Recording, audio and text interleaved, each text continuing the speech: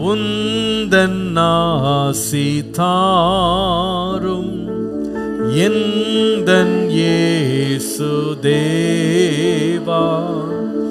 தந்தையே நான் பணிகிறேன், தந்தையே நான் பணிகிறேன். பாடுவோம்.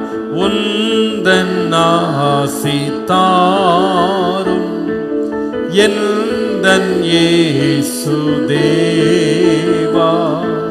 தந்தையே நான் பணிகிறேன், தந்தையே நான் பணிகிறேன்.